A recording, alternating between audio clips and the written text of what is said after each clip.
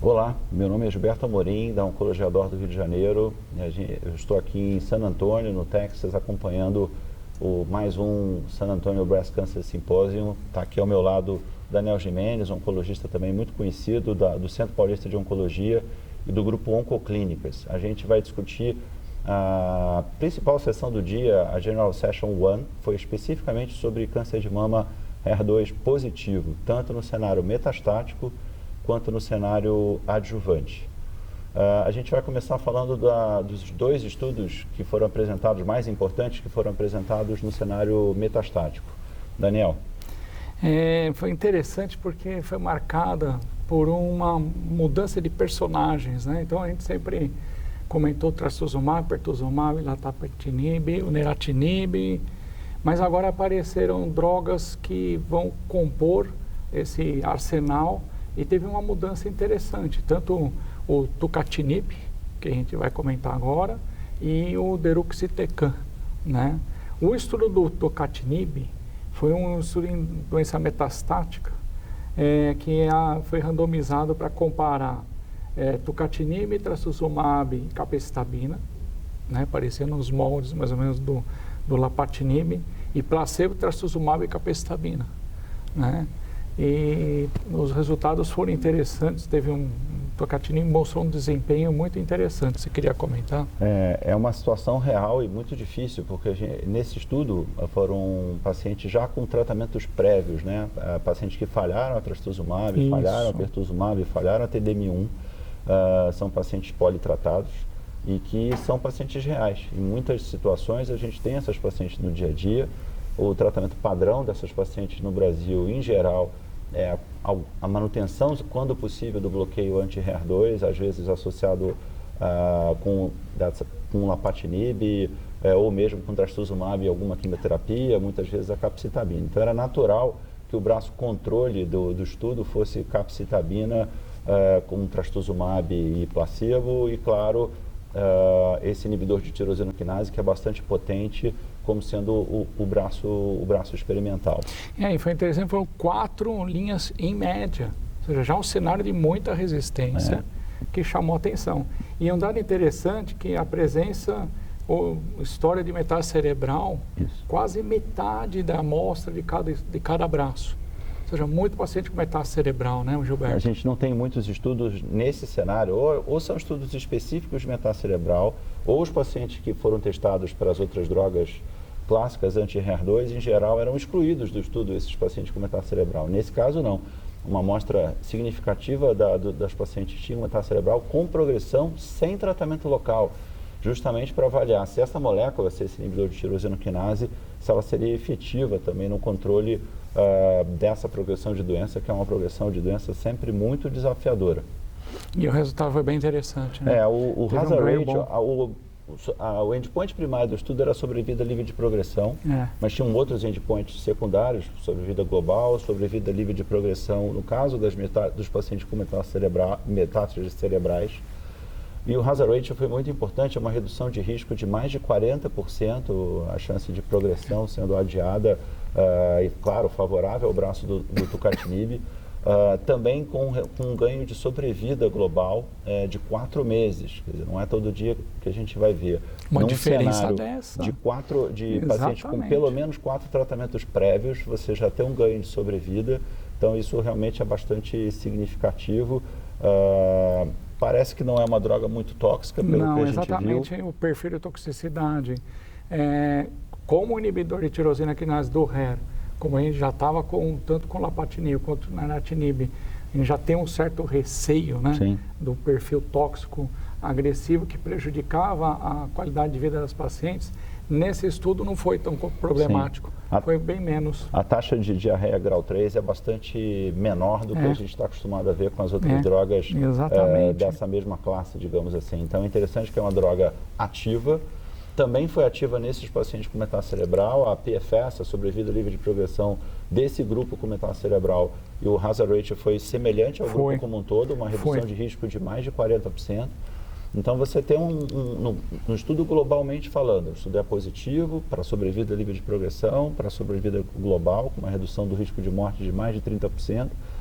Também, especificamente em metástase cerebral, o tucatinib trouxe uma vantagem para esses pacientes que não fizeram tratamento local e realmente uma droga não tão tóxica, porque não adiantaria nada a gente ter um tratamento, entre aspas, efetivo, mas com muita gente reduzindo dose, muita gente tendo que abandonar o tratamento por toxicidade. Que é o que a gente não quer, né? Sim. Quer ajudar. Ainda mais no cenário paliativo, você está tentando controlar a doença de alguma maneira, você não pode deixar o paciente mais doente do tratamento do que da própria doença. Isso não pode ser pior. E se candidata a um novo duplo bloqueio também. Né? Porque o duplo bloqueio com trastuzumab e lapatinib não pegou. O duplo bloqueio de fato que a gente tem super potente, que é trastuzumab e pertuzumab. Sim. E agora esse começa a se candidatar, porque realmente foi num cenário desafiador. Sim, os investigadores do HER2 Climb, né, que é esse estudo do tucatinib, eles sugerem que este seja o novo standard of care para esse tipo de paciente com o perfil do estudo. E aí, na verdade, a gente entra um pouco nessa afirmação que é arrojada com o outro estudo que foi apresentado na mesma sessão, que é o DESTINY, que é o estudo com um novo anticorpo conjugado droga, que é o deruxtecan. O deruxtecan é uma droga bem interessante, ele também é conhecido como uma sigla, que é o DS8201. A gente já tem informações dessa droga de um estudo de fase 1B, que não é todo dia que a gente vê muitas respostas num estudo de fase 1. É uma molécula que, na verdade, era um pouco semelhante não, mas é um anticorpo conjugado droga. Mas a droga em questão não é a entanzina que a gente acostumou do TDM1.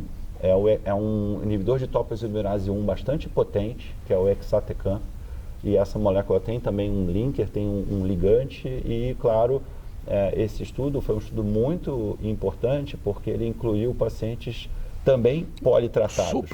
Super politratados. Muito mais do que o estudo randomizado. 6 linhas de tratamento médio, ou seja, aqueles pacientes, assim, mesmo os oncologistas mais criativos têm dificuldade de propor tantas linhas, porque a mediana foi de 6 e tinha até 27 linhas. Exatamente. Eu não consigo é impressionante como é que ele conseguiu. linhas de tratamento para um paciente HER2 positivo metastático. Mas brincadeiras à parte, a droga é uma droga venosa, então esse estudo, o DESTINY é um estudo de fase 2. Exato. Então tem a crítica de ser um estudo de fase 2, o número de pacientes não é muito grande, mas de qualquer forma foram vistos resultados também muito importantes. A gente não vê normalmente num estudo de fase 2, por exemplo, taxas de resposta de mais de 60%. Exatamente, foi 60% de taxa de resposta global. Benefício clínico impressionante, né? 75%, duração de resposta também bastante longa. Imagina, mediana de 6 linhas de tratamento, você tem 14 meses de duração mediana de resposta. Né? E a sobrevida livre de progressão 16 meses. E a mediana de sobrevida global no momento não tinha sido atingida. Isso, de fato, para a gente é impressionante. São resultados que a gente, mesmo com a crítica de que é um estudo fase 2, não é um estudo randomizado, não é um estudo fase 3 grande, mas reforça o dado de fase 1B. A gente tem uma expectativa, a informação de que a droga deva ser aprovada nos Estados Unidos já agora no ano de 2020, no primeiro trimestre. E há indícios de que essa droga também esteja disponível no Brasil já em 2020. É um anticorpo conjugado droga, uma droga venosa. Então, provavelmente, se aprovada, vai ter mais facilidade de entrar no mercado do que o próprio tucatinib, porque é uma droga oral. Né? Então, esses 2 estudos foram tão importantes que foram publicados no New England. Já fresquinho. Né? Então, assim, não é todo dia que a gente tem publicações simultâneas numa revista do quilate do New England, daí a importância dessas 2 moléculas, né, do tucatinib, o inibidor de tirosinoquinase, e esse novo anticorpo conjugado droga exatecan. E o que foi interessante, assim, né, até, como disse, né, marcou uma entrada de novos personagens. Sim, né? temos novos players no mercado. Novos players do de tratamento do HER2. farmacêuticas, foi interessante e o paciente só tem a ganhar. Claro, com claro. Isso, né? É uma droga pouco tóxica, chamou atenção um pouquinho de pneumopatia intersticial, mas o número de pacientes com o deruxtecan com pneumonite é em torno de 10%, mas raramente uma pneumonite grau 3. Então, assim, os médicos precisam saber, a gente está acostumado com outras drogas que causam pneumonite, alguns pacientes no estudo precisaram tomar corticosteroide, enfim, então é uma preocupação, mas um número limitado de pacientes, não chegou a 10%, e a maioria uma pneumonite grau 2, uma coisa leve que é mais fácil de manejar. E na adjuvância? Na adjuvância teve 2 estudos interessantes. A atualização do Affinity, né, que a Martin Picard apresentou, né, que é um estudo que de fato no follow-up inicial a gente tentava encontrar o benefício, mas agora com a atualização as coisas ficaram um pouco mais claras. Né? Sim. Em axila positiva foi realmente mais definida, e a axila negativa definitivamente eu acho que não é o cenário. Só lembrando, o Affinity é um estudo de adjuvância para avaliar a adição de pertuzumab no cenário de pacientes já operados com câncer de mama HER2 positivo. E foram mais de 4.800 pacientes randomizadas, divididas em 2 braços, químio, trastuzumab e pertuzumab, químio, trastuzumab e placebo. E realmente, como o Daniel falou, o estudo era positivo como um todo, por intenção de tratamento, mas com uma magnitude de ganho muito questionável, e aparentemente os subgrupos melhores eram linfonodo positivo e receptor hormonal negativo. O que a gente viu hoje foi, na verdade, um follow-up de 74 meses, isso, ou 74 6 anos. Meses, isso, 6,2 6 anos. E esses dados, assim, claro, com follow-up mais tardio, você espera mais recidivas, mais eventos, ficava a dúvida se o benefício ia aumentar ou se ele eventualmente ia diminuir. No estudo como um todo, o hazard ratio melhorou um pouquinho, mas ainda assim não dá para a gente oferecer de rotina para todas as pacientes. Mas realmente em linfonodo positivo a redução de risco foi mais marcante do que ela já era, então realmente as curvas se abriram um pouco. A gente já tem em números absolutos, um número absoluto que já é mais normal do oncologista agregar. A gente está acostumado a fazer quimioterapia, CMF, AC, taxano, para ganhar 3%, 4%. Então, a gente tem no linfonodo positivo um hazard ratio compatível. Mas e a questão dos receptores hormonais? Isso foi um dado novo. Então, foi um dado novo porque foi independente. Na apresentação inicial, lá, há uns 3 anos atrás. Talvez. A receptor estrógeno positivo parecia não. que não era um cenário interessante. Dessa vez foi independente do status. Pois é. Mas dá a impressão que assim, precisa de carga tumoral para você ver diferença. E aí o status receptor de estrógeno já não impactou tanto. Não fez muita diferença. E isso foi interessante. Isso é novo, essa era uma informação que a gente não tinha. Linfonodo positivo a gente já sabia, mas obviamente o ganho se manteve e até ampliou um pouco. E teoricamente o grupo receptor hormonal positivo, que supostamente tem recidivas mais tardias, então talvez por isso com um follow-up mais tardio, que jogou mais para frente o benefício. Começou a aparecer o benefício do pertuzumab. Então parece ficar uma droga de nicho, nesse sentido, de serem pacientes realmente de risco mais alto, né? Linfonodo positivo, e aí tanto faz o receptor hormonal. Mas a gente não vê muito esses doentes no dia a dia. Exatamente, porque esse perfil de receptor independente do receptor, mas linfonodo positivo é o grupo que você joga mais para o tratamento neoadjuvante e que você geralmente oferece duplo bloqueio. Então fica assim, né? Virou um estudo conceitual praticamente. Sim, pode acontecer, né, de você ter uma paciente, é um estudo positivo no final das contas, e se algum cirurgião, às vezes na avaliação clínica, e pinta ultrassom, positivo, mamografia, tudo negativo, 30% das vezes, ainda tem um falso negativo. A possibilidade de ter doença na axila. Então, se há uma proposta de operar, chega na hora da cirurgia, linfonodo sentinela positivo ou outros gânglios, esse doente é candidato a fazer o Affinity. Ou às vezes, eventualmente, doença multicêntrica, que não anima, né, o cirurgião a fazer, não vai mudar, né? Então, às vezes, vai para o tratamento adjuvante, cabe. Eu acho que cabe. Só vale a pena lembrar que que agora nessa ASCO desse ano, teve aquela análise não planejada para avaliar infiltrado linfocitário tumoral e que em uma alta taxa de infiltrado, parece que 75%, o que a gente não está acostumado a ver, mesmo porque nenhum patologista ainda está avaliando, mas foi aonde realmente mostrou diferença, né? Então isso valia a pena talvez revisitar para talvez você individualizar mais ainda, mas eu acho que agora ficou para linfonodo positivo. Sim, né? Independente do status receptor hormonal. E o TDM1 adjuvante? O TDM1 adjuvante foi um estudo, o ATTEMPT Trial, né, que a gente estava aguardando. Na realidade, foi um estudo, que até eu fiquei na dúvida da randomização, que eles fizeram 3:1. Né? Ou seja, para cada 3 pacientes randomizados, ou TDM1 ou Taxol semanal Corcept. Né? Até é o mesmo grupo do Dana-Farber, da Sarah Tolani, que originalmente foi quem publicou os dados do APT, que é esse estudo que acabou se tornando um standard of care, mesmo um estudo de braço único, num fase 2, eles conseguiram emplacar uma mudança de prática no mundo inteiro. Quase todo mundo hoje faz para axila negativa, com raras exceções, paclitaxel semanal com trastuzumab por um ano. E o que eles fizeram lá no Dana-Farber, mais uma vez, foi dizer assim, ok, mas no fundo ainda tem quimioterapia. Será que a gente consegue descalonar a quimioterapia? Será que o TDM1, que não é oficialmente uma quimioterapia convencional, né, não tem muitas vezes a neuropatia de um taxano, não tem às vezes outras toxicidades como o cabelo, mesmo com a questão do scalp cooler, enfim, será que daria para ter um resultado semelhante? Essa foi a ideia do ATTEMPT. Então é um fase 2, mas que não foi desenhado para você avaliar um braço contra o outro. Foi interessante, né? O objetivo era ver sobrevida livre de doença. Como o primeiro dado do APT, ele foi mais ou menos com 3 anos, e agora a gente tem um follow-up de 7.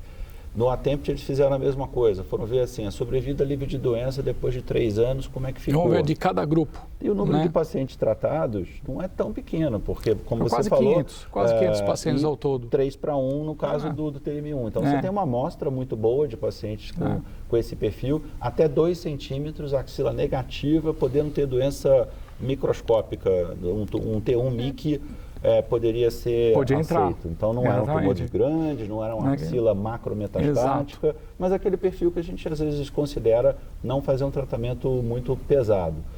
E a sobrevida livre de doença em 3 anos foi espetacular. Em ambos, esse é o ponto, né? Só que teve um índice alto de desistência em relação ao TDM1. Se não me falha a memória aqui, não foi alto, não. Desculpa, foi 17% de pacientes que não completaram, né? O que acontece com esses pacientes? Quer dizer, claro que quando você vai avaliar toxicidades, quer dizer, a gente tem alguns problemas com o TDM1. Alguns da gente tem alterações de transaminase, eventualmente você tem que ajustar a dose, muito embora não seja uma quimioterapia. Um ou outro paciente tem problema com queda de cabelo. Então, assim, é uma droga muito bem tolerada. Acho que não tem dúvida de que vai ser uma opção para alguns pacientes que, por alguma razão, a gente não possa ou não queira fazer paclitaxel semanal com trastuzumab. Numericamente falando, esse dado de 3 anos ele é melhor do que os dados do APT no mesmo momento, digamos assim. O número então, é melhor. É aquela coisa que a gente não deve comparar, mas a gente acaba comparando. E aí a gente diz, talvez o TDM1 para essas pacientes seja até melhor do que o paclitaxel semanal e o trastuzumab. Mas é fato que uma ou outra paciente não consegue tolerar e acaba tendo que ou reduzir dose ou eventualmente até interromper. Mas pela experiência, é uma droga amigável. Sim. É uma droga boa. Na discussão, uma pergunta bastante importante, mas que é relevante hoje em dia em termos de custos, quer dizer, a gente está falando de tentar descalonar a quimioterapia, aí fica a pergunta, e surgiu na discussão, claro que não tem resposta, sobre a toxicidade financeira, uma vez que TDM1 tem um custo, e obviamente se você faz 1 ano de TDM1 adjuvante e compara com paclitaxel e trastuzumab por 1 ano, no cenário americano, TDM1 é mais caro do que o APT convencional, ainda mais no Brasil, talvez isso não seja muito diferente, paclitaxel nos últimos tempos tem um custo muito baixo, trastuzumab também... Está chegando o biosimilar. Chegando o biosimilar, tem no SUS o Brasil comprando toneladas de trastuzumab por um custo bastante baixo, então vai ser um pouco difícil essa questão de correlacionar custo. Mas fora isso, a gente tem uma vantagem potencial em termos dessa corte de axila negativo. Ele se candidatou a peitar. Pode ser que supere, estudos clínicos, pode até ser que mude a prática desses pacientes axila negativo. E talvez até eventualmente, assim como a gente está considerando, diminuir tempo. Sim. Quem sabe 4, 6 ciclos de TD1000 já resolve a axila negativa. Vai entrar naquela questão, será que a gente precisa para essas pacientes de tão bom prognóstico dentro desse subgrupo que Exatamente. não é bom, fazer 1 ano de tratamento? Se o TD1000 for melhor, será que 6 meses de TD1000 Exatamente. não é suficiente? Mas o que é interessante é que também nesse San Antônio ele também ganhou uma posição. Sempre você falou, TD1000 metástase, TD1000 metástase. Não, agora ele é NEL, dos estudos anteriores, o ele está ganhando espaço. Pós-QT-NEL. E agora como tratamento adjuvante. Então, assim, em algum momento, e está próximo, ele vai ficar. Sim. É que a gente precisa saber direitinho quem é que vai realmente se beneficiar e analisar de fato essa questão da toxicidade financeira. Então, para encerrar, eu acho que a gente fica a mensagem de que a gente tem 2 drogas novas no radar, próximos, teoricamente, de aprovação no paciente HER2 positivo com doença muito avançada, inclusive com metástase cerebral, no caso do tucatinib. Pacientes muito politratados, como a gente viu na questão do deruxtecan, que é esse anticorpo conjugado droga novo. Na adjuvância, a consolidação dos dados do Affinity para linfonodo positivo, não importa o receptor hormonal. E talvez mais um esquema de tratamento adjuvante para pacientes de HER2 positivo, mas de risco, vou chamar de risco não alto. Exato. É isso? Exatamente. Então Perfeito. Tá bom. Obrigado aí pela participação. Daniel, obrigado. Foi um prazer participar aí contigo. Viu? Tudo de bom. Até mais. Valeu. Obrigado, pessoal.